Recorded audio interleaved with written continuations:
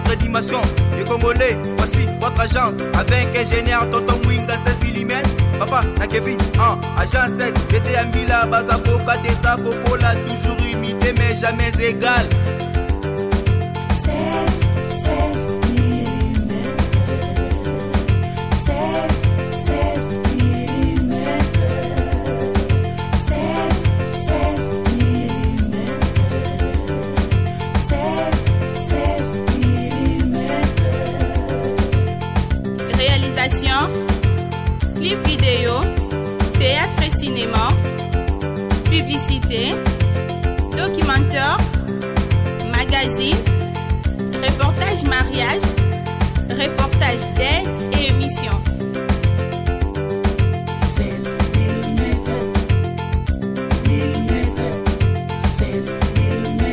Mbote bandeko balandi ya magazine na bino bolingaka mingi o toyebisaka bino ke magazine moko o ezali na Magic TV epai wapi ebaka kosangisa ba congolais nyonso to pourquoi pas o bazali libanda ya mokili ya koyeba ba sango o ezali kolekana kati ya République démocratique du Congo pe libanda tolobaka émission o tolobela Congo. Pourquoi tolobela Congo? Soki nga lobeli Congo te nani akolobela Congo yango tolobaka siloka na biso na lobeli Congo yo lobeli Congo biso nyonso to tolobela Congo. Émission na bino oyo epesa maka epai ya ndeko na bino bolingaka mingi Kalingunda oyo ayebaka kozwela bino ba information ko ramasser kozwa pona kokangisa na ndenge ya kobeta pe na kati ya émission oyo ezalaka juste pona koyeba kosolola na bato oyo toyambi na kati ya émission bapesa biso information au bazali nango pona koyebisa bino maye mazali koleka na kati ya République démocratique du Congo. Na tongo lelo to ya bibongo mwana mboka pe wazali eli ya commune ya Kalamu oyo wapi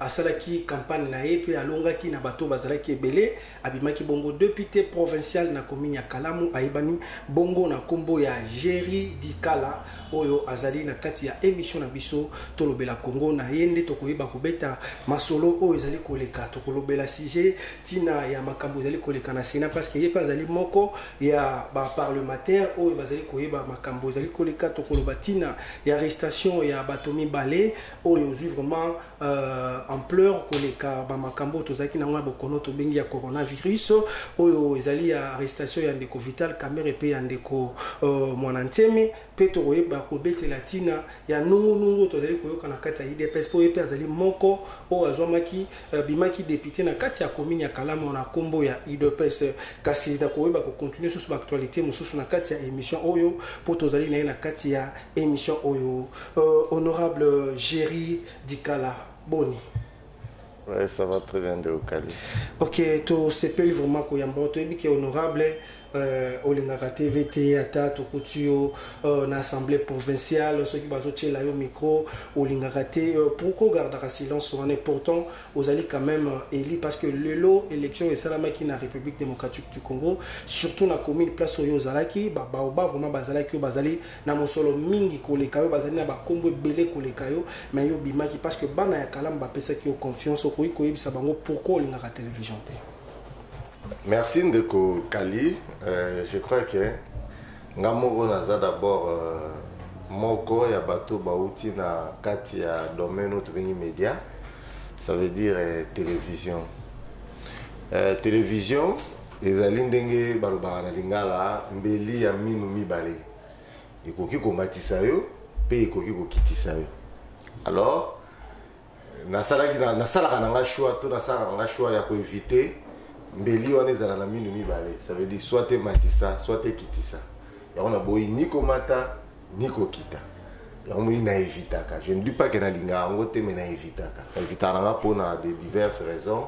Et puis des fois moni bato ba mesana Holanda télévision ngai na ndenge na ebi sens ya télévision ezali mususu. Bato pe balanda ka télévision balanda ka makambu misusu. Moni ceux qui ont la télévision, chacun attend la télévision selon ce penser. Donc, même ceux qui réalité, ils ont sous même ceux qui réalité, ils ont sous il y a déjà la conception de ton esprit, donc, il y a la facilité à interpréter autre chose au yo lobité. tu vois. Alors pour éviter ce qu'on y a sur le lobby, tu vas interpréter dans les moussousou et aux omindaku. Na si mozangi moyen lisusu peut-être ya ko expliquer pour si ba te belé ba si balandi yango ozangi moyen ya ko expliquer ba tout te ezalaki na sens tu vois au moins il exercice wana comme tellement pas si que des fois il faut ko éviter ba bilo mususu. Alors nazanga ate ko remercier les lecteurs dans ngandi ngolobi ya Kalamu pour nazaki vraiment effectivement la kati ya bitumba oyo nzambe asalaki ataki loboko parce que Zalaki ni la force nanga, ni la capacité nanga, ni avec tous les moyens que j'avais mis en marche. Mais il y avait d'abord la bénédiction de Dieu, il y avait d'abord la main de l'Éternel qui s'était venue à mon secours. Et Dieu a voulu me faire ce qu'il a voulu faire de moi. Et il l'a fait. Donc je remercie Pato Bavota Kinga et je remercie mon Dieu parce qu'il a décidé que ça soit ainsi. Est-ce que votre année Salama qui pour la couleur politique était parce que tout le monde en 2006 élection il y a qui plus IDPS non MLC na PPRD Bavota qui plus fourmi. Tout le côté na élection il y a 2011 ils qui plus IDPS combat IDPS na ya PPRD toujours comme Sikoyo ils allaient plus cash nani il y avait des quotas aux qui pour la makambo ba élection maintenant est-ce que bino pe ba voter qui bino kakate pour la makambo ni to ba noma qui bino parce que to yebi déjà que selon ba radio tout toi ba lobi pendant que non les élections n'a pas été faites normalement mais ba nommé ba to na bango. Bon, il faut développer tes ouana tant comme à la Makambo et à l'IDPS parce que tu as parlé de l'IDPS malgré notre porte-parole à l'IDPS, malgré notre dynamique pour nous l'IDPS, mais puisque Nazaïli à l'IDPS et tu es en train d'évoquer l'IDPS peut-être dans le Bango, peut-être dans Souka, mais toutefois, le déjà la question et que Bato Balanda Bisso va mériter, je peux te dire. Naza penza mieux placé pour nous koloba ba irrégularité où ils allaient tant que Cour suprême nana ni ba trancha qui déjà un modèle la bango mais au moins à travers donc y a ma ponami on avait remarqué aussi beaucoup des irrégularités bon ndengeka boyebi salami ndenge salamaki bato ba gagner qui ba gagner bato ba perdre d'ailleurs na koloba que même bisomo kutu na assemblée provinciale tout à fait connaître Bakawana dernièrement, ça a qui moi un changement que non, ou à longa qui était même na moment où les salamais qui bandé comme suspect à longa qui soit côté qui c'est n'a pas pareille circonstance. Mais toutefois, courant et tribunaux ils qui sont censés pour la Hollande irrégularité donc parce que chacun a modèle na bango, je crois que quelqu'un qui n'a aucun modèle là.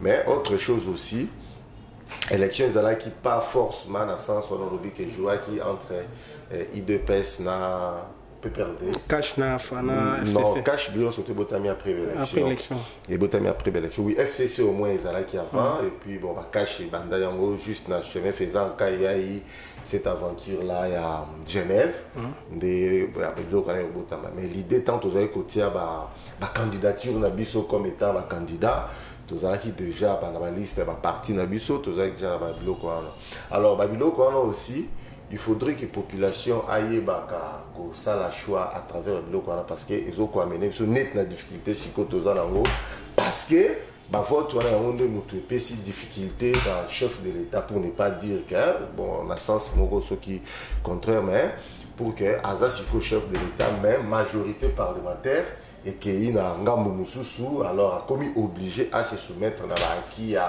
la constitution parce qu'il fallait répondre à la constitution mais prochainement ce que la population a voté il y a déjà Fathiaz a déjà candidat potentiel il y a 2023 et à dans le deuxième mandat il faudrait aussi la population s'atteler dans la même longueur d'onde pour que Babimissa vraiment majoritairement na bateau yaye afin à cette plein pouvoir cette facilité à Kokamba pour que le projet de la Union surtout est réalisé d'une manière pacifique sans donc vous croyez que Kakapo président Fachi a reçu au mandat na fois 2 mandats donc pour ça là où ils allaient penser non, dans le bin à sens d'abord, ils ont déjà pensé au Mounian Azo Salango, Azo Zelater, c'est dans le deuxième mandat. mais dans le lobby par rapport à le lobby des élections, comment ça a été joué. Alors par là, dans zone ici, dernier mot, c'est le souverain primaire. Parce que le même souverain primaire, on a des lois commis tout le monde, mais Félix a ça dans bateau, mais Félix boy. On a meki kolimbo la mokeke asalina batu misusu bolinga kite asalana bango par contrainte constitutionnelle. Parce que contrainte wana euti à partir ya ndenge batu ba votaki, donc ndenge biso batu to votaki parce que ngapela votaki ndenge to votaki, alors yango wana berer wana de ememi na contrainte wana. Donc c'est un peu ça. Ok, honorable jury, tu makambo vraiment eu ampleur na mois 2 jours aux Aleli. Makambo ezo le kanakati ya Sénat, il y a président, il y a ensemble, il y a Sénat, puis na madame la sénatrice Bijungo, il y a Tiraïma Nesalami. Est-ce que Zali digne, il y a quoi avancer, il y a population congolaise en plus parce que tu as dit que aussi le président Fachi Aza malade, tu as eu problème mon kokoso, on t'a remplacé, Zali Bongo président et à Sénat. Mais par rapport à des propos tenus, est-ce que Zali vraiment digne, il y a responsable, n'a mis sur battu basalango en plein air, donc on a ba caméra au monde en équipe kilimo. Bon, Ndeko Kali, vous savez, il est que Zamabe mon en akara mis sur l'autre Zamabe. Donc ils ont écouté retourner langue 10 fois pour nous remarquer en gros que les amalamte. Au moins au départ, biso tozali ba député, ba sénateur, donc les élus au fait, tozali ba législateur et puis en même temps tozali loko là ba auditeur et ba gestion. Il y a ba gestionnaire hein, donc ba entreprise, ba institution, tout et tout là. Alors à part dans ba casquette wana tous appels na ba oya biso moko to bengi bureau. Donc ba bureau ana ils a appelé ya ko contrôler baninga mususu. Mais avant que de contrôler baninga mususu, il faut bandana nous contrôler yomoko. Tu vois? Donc neti biso par exemple na assemblée provinciale, tous en a droit. Ils allient d'abord constitutionnel et puis ils allient par rapport au règlement d'ordre intérieur na biso. Donc, ndenge mo na Sénat, ndenge mo na Assemblée nationale, bazana droit wana. Ça veut dire qu'il faut qu'il y ait mbongo to dotation et assemblée. Et ya ki ndenge nini, et ya ka ndenge nini, ba utilisera ngo ndenge nini. Bon, mama wana, otobengi sénatrice Bijou, asala ki pe musala o esengeli na niveau na ye, na ba capacité na ye tant que sénatrice pour que a posé président question wana, ce qui est question.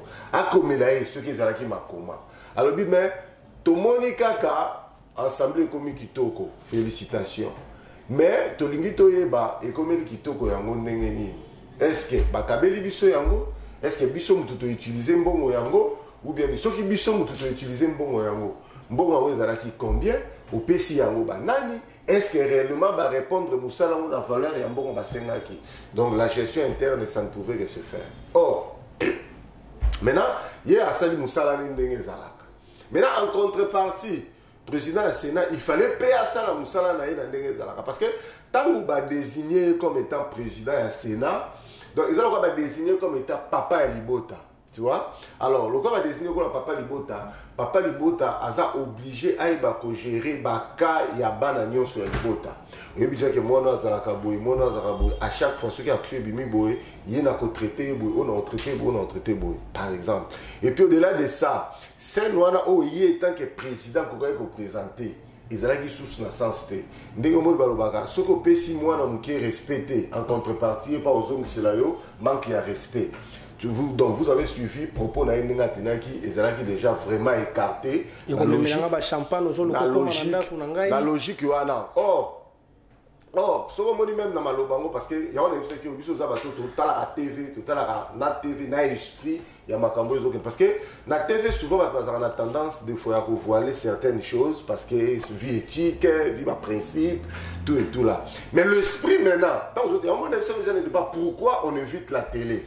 Tu vois, ceux qui m'ont dit par exemple, quand j'avais lu, je sais que lui, il voulait dire, on a déjà vu le soit, Bazalaki n'a moi antécédent, je dis, je ne dis pas que c'est ça, soit, moi, Rankin Mourezalaki, par rapport à une demande donnée et qui n'a pas été résolue. Est-ce qu'ils allaient de part et d'autre? On comprend. Alors, maintenant, sikoyo ye tant que mukolo et tant que papa akokaki ko gérer yango te. Mais au-delà de ça, il y a une question majeure dans tout naka, généralement pas à papa wana. Quand on est dans la TV, moi to bimisa ba terme mususu so ezate, hein?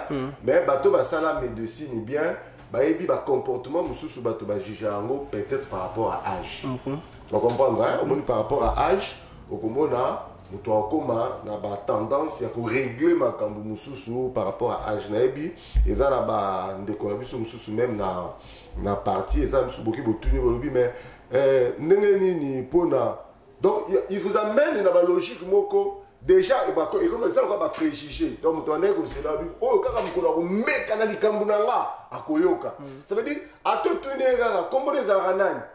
Donc, réponse les Arabes. Donc, ils ont déjà mon haine, donc, à sa fin de ça. Donc, c'était effectivement un comportement.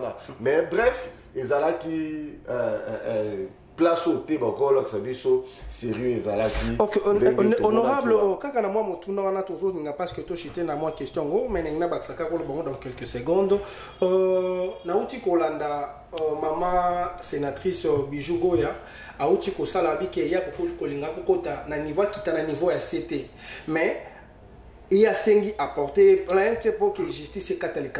Mais la bande de Koba, il y a Baki, Auti Balobi, que tant que ministre des Affaires étrangères, Babeng Saka na parlement, à Sabotaka, Bakangi Saka été. Il a à lobby na journaliste, qui a propriété au non, bon, en fait, on comprend déjà question. Et par rapport à cela, donc, c'est-à-dire que tout le monde a même si président et le Sénat a bêtita montota lobby de n'importe quoi, on va rien faire parce que ça président Sénat. Non, j'avais déjà compris votre question. Il y a un expliqué au bout. Mikolo Baloba, Mukolo Moutalière à l'Igorodo, et ça Mukolo Bimara Kwanzate. Vous comprenez? Donc, Nzela o matara mikolonio so escalier o matara mikolonio so yanda kuna yo.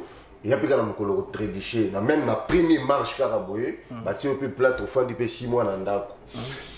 Ça nika ko ba serva ka yo biloko mikolonio so. Et arrivera kaka même voir même na biloko à 0 mètre à table et panzani pe. Assurance nyonso oyo to sala kana ndaku pour que muyibi akota te. Ezala ka le même assurance au total aka mais des fois to bosanaka. Pona, au cas où il y a un incendie, comment beaucoup bima? Je crois que vous comprenez place dans donc on va comprendre mais baimbo ka bazana pour ça parce que répétition il y a babiloko et ça la makeza habitude. OK. Donc mukolo mususu komona ndé ba yanki balobaka yuma boma yanki. Vous savez ça la mutu mususu abimi na veni batnya so bakimi. Mais mukolo wa boma ka na yuma.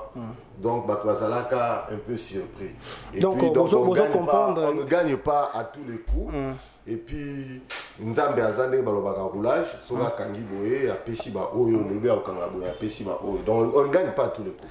On gagne pas à tous les coups. On est honorable, tu es équipe technique vous a toujours vraiment coaché. Merci Nandenge boza kolanda émission na bino Tolobela Congo, Tolobela Congo les Kakabongo chaque mardi Nangonga. Il y a 10h juste p jeudi Nangonga, il y a 21h p samedi Nangonga, il y a 10h30 et pa wapi bokokuta wabino molobelinde ko kalingunda oyo azali kolobela bino na tina ya émission Tolobela Congo soki ngana lobeli Congo yo pe folobela Congo biso nyonso Tolobela Congo oyo eza patrimoine na biso Congo oyo ezali mboka na biso donc tolinga tozala négliger te bato bakolinga batake Congo na biso libanda biso de tokoya kotake lokwa to mona ka solidarité ba formi bazaka nango ndenge batambolaka soko ni ati ba panzani me bakoye baka place bakokuta na po baluka bakende yango tozolinga kolobela vraiment Congo po bato batia Congo na biso ka honorable malade au corona yaki et qui vraiment en pleurs makasi mais après moment arrestation de Vital Kamere après Vital Kamere bayeko kanga honorable mon antemi est-ce que réclamation parce que Rolanda ba propos de ko mon antemi bandé ko lobake président Félix Tshisekedi Azali neve nae il avait tenu, il réclamait juste son droit en tant que député parce qu'il y a les cas qui, à l'époque, il y a président Kabila sortant, nde bafutaki ete azalaki plus passé batemps na ye na prison makala.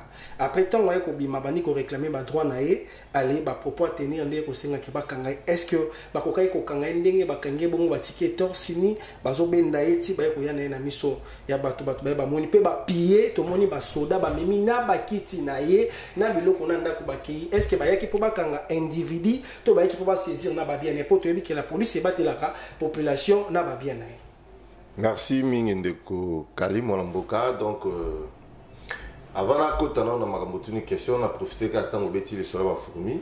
Oui bien que ngana za kana Aisubel nanga donc ONG nanga na combat va fourmi. Donc les fourmis de Géridika là, Majed. Oui bien ba fourmi les mystère mo nzamba ça les a tellement compliqué. C'est comme ça que banana ba fourmi ndé la remercier à chaque fois hein ba fourmi bino boye beaucoup de chapeau. Donc on a remercié bango pour banana bazaki très mystique. Bazaki tellement miqué et le jabanais qu'on minimiser bango. Mais la mystique a fourmi ndé bango bazaki ba fourmi à ça là ba magie ou encore ça pour que ba ramener na hauteur ou nazaki. Donc nazanga jamais qu'on remercier bango et na ça là bango pacte. Il y a qu'à garder même attitude, même comportement, même exercice. Ça veut dire même ceux qui ont commis député. On reste dans la même habitude, même comportement, même traitement. Dans la fourmi, qui signe mes paroles, mes actes, ils allaient lier bandé bandéliti na souka. Donc la fourmi, ça dit que chacun s'est donné meilleur de soi-même. Pour fourmi azali asala oya kokyo sala te mningom soit complété. Donc il y a la complémentarité, il y a la sérénité, il y a beaucoup de choses à travers la fourmi, il y a l'ordre, il y a la volonté, tout parce que avec la volonté on peut tout. Donc merci vraiment nengo epengla ki lo ba fourmi là on peut na profiter d'expliquer. Donc à chaque fois so moni lo moko ba komi les fourmis de Géridika là, donc comprendre que les abano miki ba sala la guerre. Donc, même il y a les solos bêtis, il y a Sénat, comme je t'ai toujours dit, même les solos, il y a Fourmina, Nanzoko, na Lyon, pardon, tant à Kota qui est na Zolo. Donc, nous avons dit Lyon a gagné, mais Fourmia minimisé qui est maintenant à Kota qui est na Zolo, c'était aussi compliqué. Mais tu as parlé problème, il y a coronavirus. Et puis, n'est-ce pas, non? Non, je demandais juste, Nabi, coronavirus, c'est qui en pleure. Oui. Après un moment donné, arrestation, il y a Vital Kamere, arrestation, il y a Mwanasemi. Alors maintenant, dans le lobby, par rapport à l'arrestation, il y a qui vraiment dignité à cause de la parce qu'il y a la rang, qui quand même n'a rang, il y a un professeur, il y a un grand chimiste. Il y a un lobby, tu vas commencer par coronavirus. Et puis tu as cheminé à l'arrestation. Nous, surtout, on est en attrait. Vous savez, quand on parle du coronavirus, tu as parlé des arrestations. Autour de l'arrestation, il y a eu quand même un rassemblement, il y a une grande foule. Auquel déjà, coronavirus, ils ont interdit un rassemblement, il y a une grande foule. Et c'est pourquoi j'avais dit, tu avais commencé par coronavirus, qui faisait aussi très. Mais tout le monde a Mwandasemi, mais avant tout le canal, il y a Ndeko Vital Kamere. Mwandasemi, bon, personnellement, jusque-là, étant que député, nous allons continuer à analyser et puis que ça là collecte des faits. Mais le coup a déjà question posée, en attendant, nous avons toutes les données possibles. Il y a des actes où ils sont condamnables et puis il y a des actes où ça reste en suspens en attendant que la justice aussi ça la travaux. Si on prend maintenant côté de la revendication, lui il a dit, il avait évoqué, parce que généralement les réseaux sociaux analyse lui il avait évoqué problème il y a salaire que Jean-Pierre Bemba a raté la prison pendant autant d'années tant il a parlé si c'est pour 2 ans quelque chose comme ça il a fallu bafutaye. Mais après la chaîne il y a radio ils ont en plein à Kinshasa. Il y avait qui honorable Serge Mayamba que non soi-disant il y a Salaka il y a mon honorable Mwandasemi à Salaka procuration que Apesa Kambongo et Aebisa qui est comment modalité causale. Mais puisque Baton surtout basé cité dans 4 opération à la base vivant et que na biloko to bengi même na terme commercial il y a des documents qu'on appelle passation des écritures, ça veut dire documents ou soubassement ou s'il y avait cette lettre qui avait écrit on va brandir ça. S'il y avait ma perception, je crois qu'il y a une assemblée, organisé, soit dans le service à comptabilité, bien service à banque, écriture comptable, surtout les justifiables. Ce qui est réellement, il y a des traces et puis on va lui donner son argent et puis s'il faut même condamner ou bien faire quoi que ce soit bon na éviter modalité il y a ce qui et je sais pas est-ce que réellement revendication na ou azaki ko sala yango pour la mbongo na yango pe et entraîneur qui va même militant na ba sala ba dégo ça na ba Congo na ce qui kasangu ce songololo tina moi je pense que il y a beaucoup de questions là-dessus, donc comme je t'avais dit, tout continuer dans le collander là, tout il va vraiment le nez des problèmes. Et puis au-delà de ça, après son arrestation avec tout le monde qui vraiment comme na film à Hollywood. Beaucoup de chapeaux dans la police parce que bah l'arrestation mais médiocrité où ils allaient qui n'a qu'à tuer clairement parce que biso za député bon à un moment où on va voir ce qu'on va faire parce que comme ça n'a été biso opinion sur la fin de ça biso nandaku par rapport à makambo ya coronavirus par rapport à état d'urgence tout travail à quartier on est à la maison mais et le mot biso casquette ya député et le mot biso pouvoir na biso té ya ko exercer sur le terrain étant qu'il est député donc tout on est Hollanda tout même sous que ça la banquette va sanctionner ma policier parce que ce n'était pas aussi l'image appropriée à présenter devant opinion nationale voire même internationale sur le pillage il y a bien un déco tout de suite quand je vais regarder cette image là directement j'avais même tweeté dans les réseaux sociaux en fait on a Facebook pour ne pas dire tweet on a dans les réseaux sociaux j'ai dit mais avec tel comportement que nos militaires sont en train de faire ça va lui donner encore davantage raison de revendiquer parce que la même revendication au Kangelaye tout en étant déjà votre prisonnier tout en étant déjà votre prisonnier il va réclamer d'abord que ou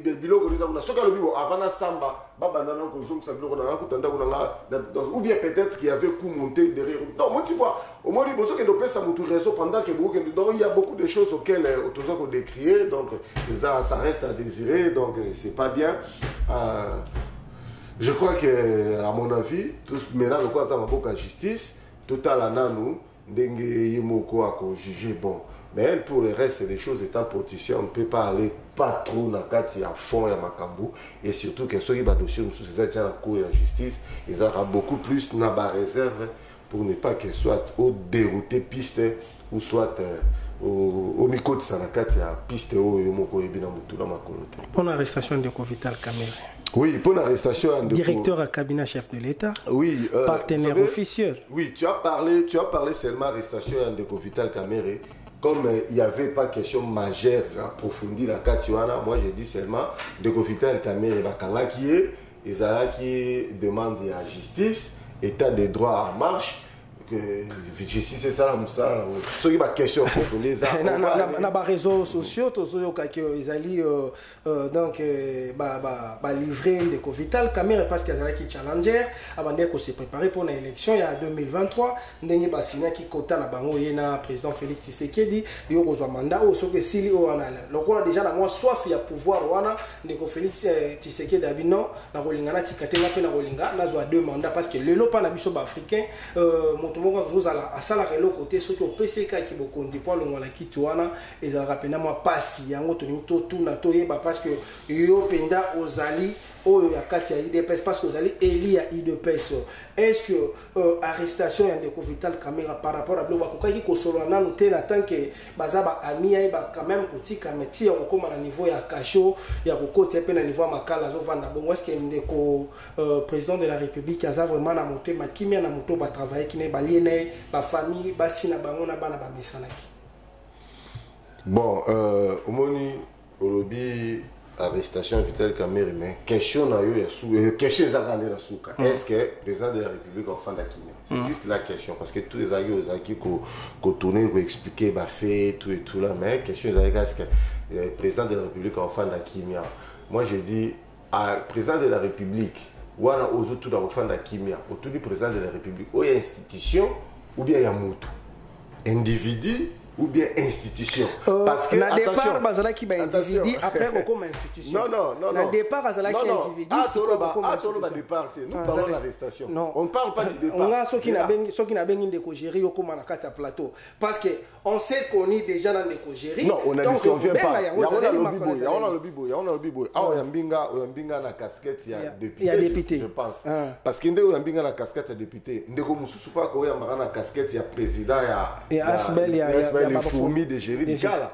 tu vois et puis ndeko mususu ko yambanga lokola papa na majette on comprend ko yambanga lokola papa na majette comme ba ko yambanga pe lokola na comité ya parents ya bana ba otanga na université Songolo to ba ressortissant ya kala voilà ba ressortissant ya ba Congo est-ce que ba na mutaba Congo comme on le bat déjà voilà gérer du kala Lubanza du majette donc gérer majette du kala Lubanza donc c'est un peu ça yango lo moni tango yo lobi ke moi Mboka Félix est-ce que azofanda kimia na nini on a posé question parce que ce que lobi na répondre yo étant que institution président de la République na olobana yo ke na minute ce qui azali na casquette na ya président de la République en tout cas même ceux qui azala kinga na olobelo te na komika komi poser ka mille une question pourquoi parce que yemoko azali garant ya justice yemoko azali garant ya bon fonctionnement de l'institution yemoko azali donc ça lokola ozotinda papa moko lobi beta mwana oyo ou bien côté la mwana oyo parce que la justice eza mwana na ye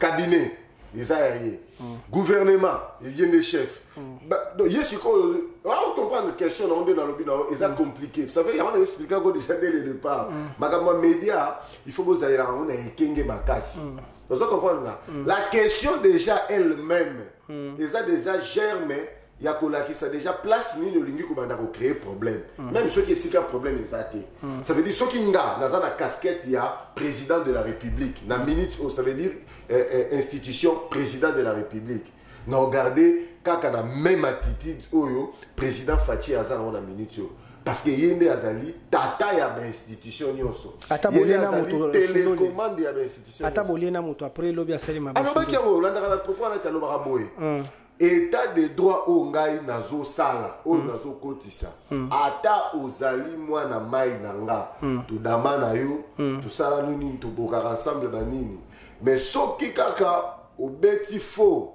maboko na kati na biloko ya batu banini ke yo boule ke yo mwana mai nanga okotela nga honorable Géry omoni tozo kaka na mwani no wana na kaka na question oyo réponse ndeko Vital Kamerhe alobaki ndeko nani président de la République alobaki ozamo na mai na ngai ozomo ate ke loko wana ezaki prémédité parce que yebi déjà que omoni biloko muso ezalaka nga na yebi que honorable Géry oui attention c'est là na bolinga na profiter na moi eloko moko na yebi déjà que eza moi faiblesse na yo déjà na lobaki yango déjà bien avant et tant ba yango kangono ba keno ezaki ngai te eza mibeko muto kange pourtant tant wayebaki akoka déjà ko yebisa mwana mai na yeke non ba biloko il faut za la boza na kengo za na kenge parce que eloko moko koki ko lekate sont pourtant yeba parce que ba marché belé ezalaki il faut toujours le directeur cabinet peut son rapport pas président de la République bon yoka ngai mode na fonctionnement nazalaka mingi plus direct donc soza ba question so ngo poser ngo direct ko se génété poser nga direct no répondre au direct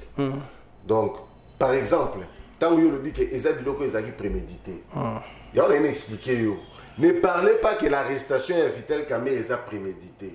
Mais la lutte de l'IDPS pour l'instauration d'un état de droit et un exercice, c'est le combat de l'IDPS. Tant que vous avez un IDPS, tant que vous avez s'allier à l'IDPS, il y a que équilibre liboso, l'IDPS a mis PESA, il y a un état de droit. Tant que vous avez commis côté sa moutou na yo na kati ya IDPS, vous avez kosala ki camarade na bato ya IDPS. Il y a que bato ana suka balingaka kaka makambo ezala na nzela. Donc ceux qui ont un esprit na yo que ya moyibi, je parle d'une manière universelle, je parle même nga, ceux qui na mi côté ici na IDPS, pona yeba babundelaka nini, balingi nini, bazaka na besoin ya nini pona Congo. On comprend? Mais tant que yo yé o memi vana o ya sika, que non a changé bango. Balongo na molimo ya ko gérer bien, il y a état de droit. Na tsela bango mena molimo ya modèle na biso. Vous comprenez nga et vous la passe. Ya on a lobi na OK, ce que lobi en terme ya préméditation, je peux vous dire que préméditation d'un état de droit qui a déjà été proclamé par le père fondateur du parti et qui a plus été martelé par son leader Maximo, paix à son âme, le leader Etienne Tshisekedi, qui insistait toujours sur l'état de droit auquel la justice fera plus que élévation de la nation et la démocratie. Parce que sans la démocratie, sans la justice, pas de développement. Tu vois? Alors, ce que l'on dit, propos, on peut comprendre. Et puis, on a évité la préméditation. Pourquoi? Parce qu'à travers même les réseaux sociaux, tout ça va collecter l'image. On comprend que moi, Mboka Félix, il parle plus car on a le état de droit. Et puis, il y a averti que nous n'avons pas sangana. Ah, tozo kende toza la vision moko. Yakobo Ngisamboka. Moi, Mboka Kamel, Azalaki peut avoir même discours à travers la sortie médiatique. Maintenant, tant que Siko a se retrouvé dans Bokangami, c'est là maintenant il faut se poser des questions. Est-ce que c'est vrai Azali na kati ya eloko parce que jusque-là, Azana nous na présomption d'innocence. Alors, ce qui va trouver effectivement Aza innocent. Innocent, c'est innocent. Ce qui, par après, va trouver que Aza coupable. Nous sommes les autres, Ezali Makambu, justice, nous te gosala. Il y a une justice dans minute. Le col à Nanou Babandi ko Sambate. Le col à Nanou Babandi ko tali sango devant public ite ke babandi ko samba batuna ki question mo répondre ki boy moi to ça la analyse moi to pesa ba point de vue moko approfondi pe exact de peur aussi que soit to influencer justice ou soit to dérouter justice to dérouter ma piste mususu na justice mais to le canal n'a pas fait eux palpable bon il y a 100 jours et bimaki bon il y a 100 jours et bimaki et bimaki pour ça la musala X.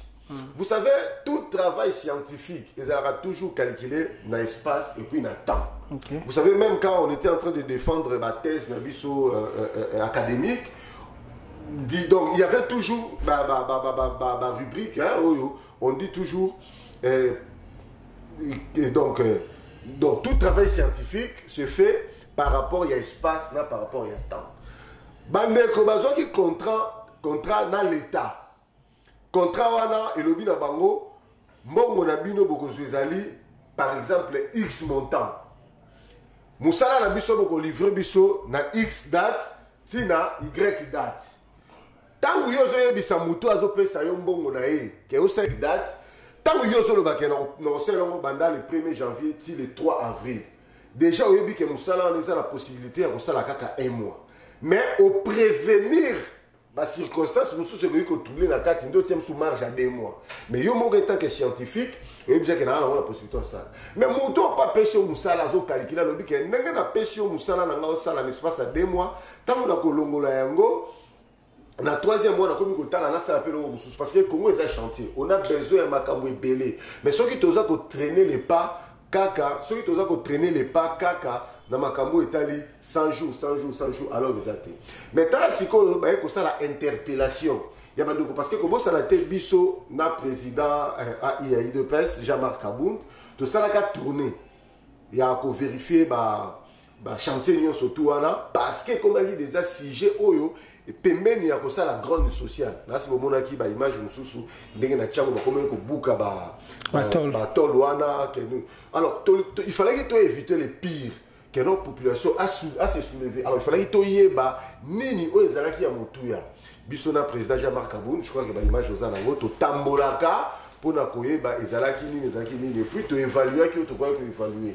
Yango no moni que même les instances nous sous ya minene et saisissait qui à travers ma sortie parlementaire na biso pour tenir attendu biso ba député to ça je te dis aussi parmi l'action. Donc ce collègue na TV tenir la santé go ça maintenant ba ko benga yo mutu ba pesa qui marché. Dans 30 secondes oui, bah ça qui au marché il y a 100 000. Au lobby, bon, on a marché dans la zone qui a 100 000. Nasi na sali bilo na nga musala na hauteur ya 80%. Bo pesa 20 000 nga o etikalaki. Biso lobby mais non, tout le monde na hauteur wana te. Parce que comme il y a un problème entre hauteur et marché, hauteur et montant, na travail rendu. To meki ko landela ou bien batu meki ko landela bamoni que il y avait des ça ne va pas ba tout na kati ça ne va pas ba okanga nani ba okanga mutu azo sa musala tant ba kangi alobi te nga musala na nga azali ko sala là na zo imaginer hein na imaginer ti scène hein nga musala nga na sala par rapport à mbongo nga na zwaki na si na sali yango na 100% ou bien na 80%.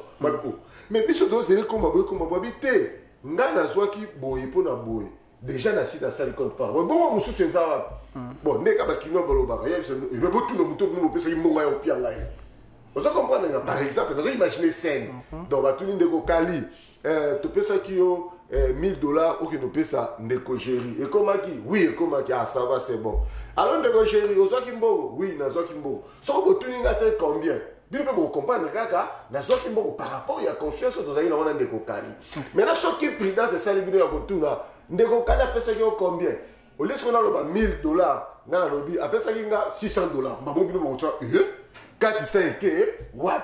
Okay. C'est aussi des questions majeures qu'on doit se poser. Ok, ndeko Jerry Tokozongela parce que ngonga vraiment wana terre que ngongolo a biso déjà sinon merci nayo madame Chantal Diaya. Pourquoi pas citer Papa Nabiso, donc Trésor Ndjeka, donc un vrai motété là qui se respecte la taille prophétique. Honorable, Tolinto Tunaka, moi question, moi, dans 30 secondes. Des ordres de Kotina Katia, IDPS, cause dans les années, ou dans une minute, parce que tout cas, il y a 3 minutes à Papa. Bon, dans une minute, c'est ça passe, parce que ça dossier, c'est la même émission, mon bimba pour na.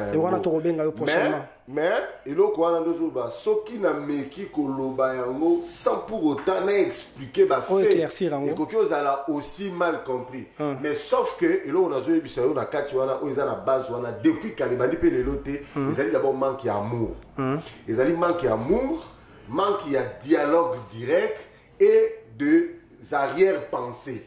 Yango ndim tezo mema biloko mema IDPS na biloko banda kala mais yango pesa la kaka force IDPS yango pesa la kaka force IDPS pour eza ya sikate mais conseil nde na kokyo pesa na minute oyo ezali boye tozana bato ya maele ebele tokoki kofanda te éternellement to réfléchissaka kaka na eloko moko sans pour autant toyeba ndenge ni toko remédier yango parce que remède yani biso nyonso to bana tata moko tozana besoin to avancer eloko na biso parce que ba question majeure à se poser autour ya ba des ordres to on va partir de bébé dans 2 ans tozo ken élection à quand toko préparer yango à quand toko yeba ko bimisa ba candidat ya valeur à quand toko yeba ko asseoir ba structure ko bomisa parce que lelo yo tozo déplorer ndenge tozali na majorité de l'assemblée tokende ko defa ba candidat mususu te baya ko renforcer biso na IDPS il faut to épuiser car na kati la jeunesse na biso il faut to épuiser na kati ya bato babundi mais là on a expliqué aussi que tozala na repère moko na IDPS oyo esalaka biso nyonso toya ko se retrouver dans eza oyo babengi stati eza ko la Bible stati ezali à chaque fois soki libunga ezali tozongi totali yango balobi nini à chaque fois il faut tozonga totali likambo ekoyeli biso na stati elobi nini maintenant ba juriste il faut bayeba ke soki eloko wana ezali prévité na kati ya stati ezala ba disposition mususu balobi ke soki eloko wana ezali prévité il faut bosala nini mais moi je crois que problème eza motuya ou ezo sala problème eza bilo mibale na minute je parle pas d'une manière universelle na minute ezali kambo ya mandat spécial na likambo ya triumvirat donc na bato baloba mandat spécial bana torte na bato pe baloba triumvirat bana torte mais bato bazana tort ezali bato yo baza siko na sima ko appuyer les uns les autres sans pour autant ba appuyer bango ketolo ba voilà to komi na kati toza bloqué na situation oyo to yebite nini lobi to koyi ko sala po peyo ezala comment to koyi ko sangana biso nyo surtout pour que toi avancer to bosala erreur to bosala parce que erreur te eza faute te ezali eloko to calculer kité eloko so boma biso na minute oyo ezali comment gérer maintenant tout en étant au pouvoir. Parce que les statuts a été fait, on était à l'opposition, on n'avait pas prévu la statut d'Abisso tant que nous allons pouvoir vide ou aller aux Alandais. C'est ça. Mais jurisprudence est qui.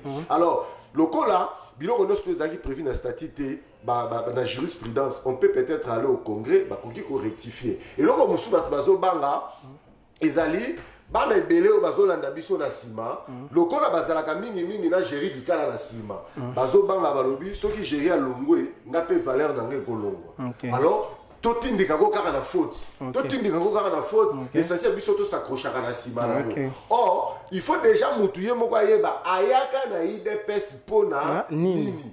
Pour IDPS bayaka mutu moko, babimaka mutu moko. On entre libre et on sort libre. To yaka 2 personnes, 10 personnes tété, muna muta remplir sa formule na formulaire na moko. Mutu na muta yaka na IDPS na conviction na yo to benga conviction personnelle. Ce que moni ke makambo kutikune zate, mi longola na yo malembe kende au lieu okoma ko troubler batu d'une manière ou l'autre. Et puis loko mususu lisusu zo sa lisusu mabe ezali nini ba structure informelle ezobotama ebele na kati ya IDPS ezosala que moyen batu ba s'intéresser lisusu na bon fonctionnement à partir ezate. Tout le monde maintenant commence à s'intéresser maintenant na ba structure informelle ezobotama. Alors, la structure, voilà, depuis qu'elle est déstabilisée la cellule de base na biso. Par exemple, Rokuta Mutumususu, Asa na IDPS, ça va être à Tolo na IDPS. Mais, dans la commentaire na cellule, na été, à IDPS, cellule, ba été. Mais à Roy Bisayo, biso doza bata mouvement,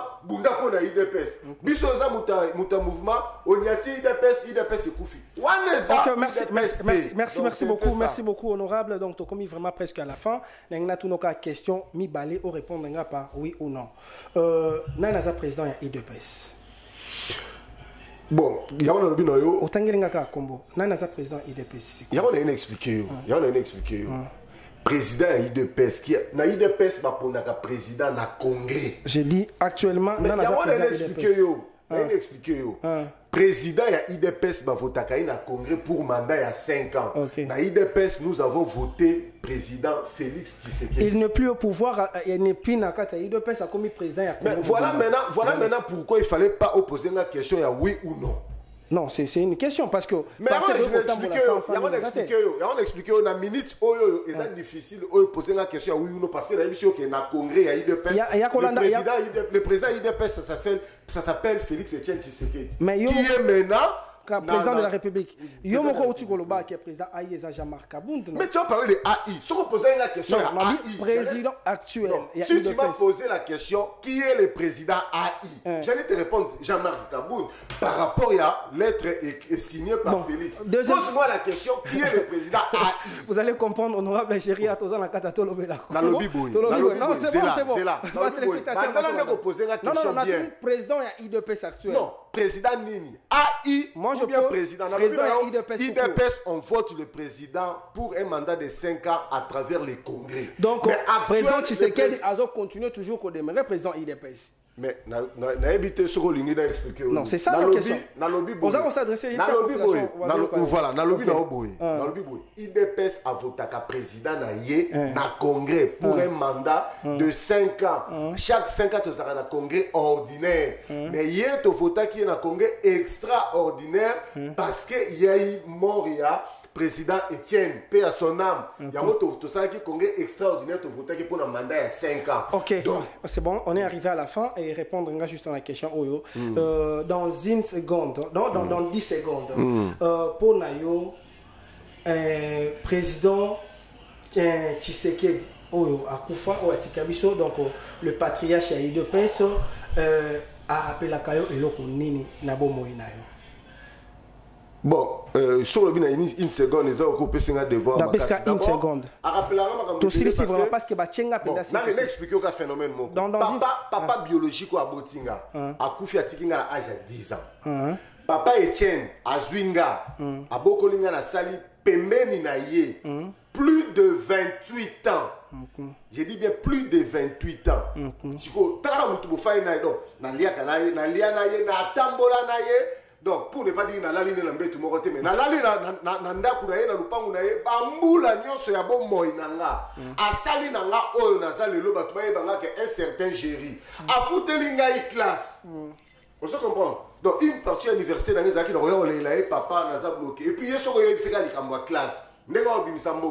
Donc, na wane ko ya olelelaye papa na continuer bêtise moi mbongo donc soit tu as même travaux na à faire à graduat na dédié en repos na yé. Donc c'est lui qui a remplacé ton père biologique. Au-delà même. Ok, merci beaucoup. Qu'est-ce que vous avez trouvé par rapport à l'émission Nabiso Tolobela Congo? C'est pour la première fois où il y a une émission Nabiso, na katia chaîne Moko, où ils allaient na TNT, na Easy TV et pas pour écouter Nabiso Tozana Instagram Tolobina, bakino nyo surtout beau s'abonner massivement na Magic TV officiel et pas pour écouter ceux qui vont télévision na télévision Tolobi Tolekaka mardi, jeudi na samedi. Donc si vous ratez lui sur na Instagram Magic TV officiel to na Instagram to na Facebook to bengi biso na ba numéro ezaleli bokoya ko biso facilement dans une seconde vous avez trouvé émission Tolobela Congo boni.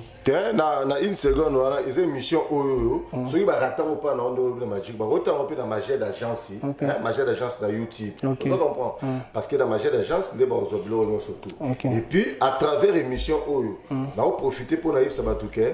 Donc biso to mimi ki idéologie moko mona ndo bando benga neti dio gagna. Wana mona na fiche na biso dio gagna ngana mboka Ariette wa comprendre yango moni et permettre ki na biso to sala oyo to koko sala à travers ba campagne.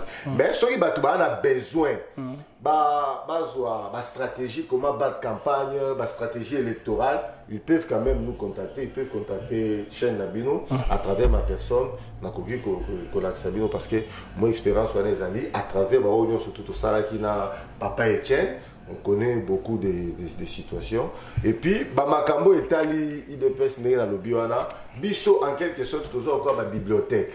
Vous comprenez? Donc silence na biso toboyaka ko frustrer bato misusu to toboyaka ko komisa makambo misusu na ndenge misusu. Donc oyo aza vraiment na souffrance de la question approfondie pour Italie de PES, ils peuvent nous consulter, soit en privé, donc échanger dans un débat de fond, donc talisaye boni makambango et singé kende ndenge il fallait ça pourquoi l'avenir donc toi mieux placé donc ceux qui arrivent dans la classe à autant va spécialiste en IDPCologie. Vous comprenez? Spécialiste en IDPCologie. Donc, vraiment un consultant favorable. Honorable Jerry parce que tu as vraiment la Katielo Congo. Ok. Merci beaucoup Koya Nakacho Esika. Merci beaucoup Nayo Monsieur Pompo Mpoyi pour la boutique d'habillement Jésus les Rocco. Merci beaucoup Nabatonion surtout Bazali Kolanda Biso de l'heure en de près. Merci Nalengi au disposant qui vraiment attend parce que Ebele va toujours occupé surtout aux Anara ba député au Koloba toujours Kenaza attend mais au disposé tant à l'objet 10h. Merci Tolobi émission la Tolobi la Congo et Zali Kaka la chaîne Moko Magic TV et pas Kalingunda merci Tolobi merci Nayo madame la DG Chantal Gaya Nandengo Pesabiso vraiment espace Oyo merci Nayo coordonnateur Trésor Njeka donc un vrai tété là qui se respecte merci Nayo Dipo Elto Bolamba sans oublier notre directeur technique Martin Elibo na caméra Zaki Bongo Tarken Ngongolo et na régie finale Gloire Kaboulou. Merci na bande kono surtout vous allez kolanda biso de près de loin tolobi chaque mardi na ngonga ya 10h jeudi na ngonga ya 21h30 pe samedi na ngonga ya 10h30 et pa wapi boko kutana na ndeko Kalingunda na tondi bino botondi de tokutana bino na prochain numéro. Notre dimension, les Congolais, voici votre agence avec ingénieur Tonton Mwinga 16 mm. Papa, na Kevin, agence 16, j'étais à Mila, Bazako, Kadesa, Kokola, toujours imité mais jamais égal. 16 mm. 16 mm. 16 mm. 16 mm.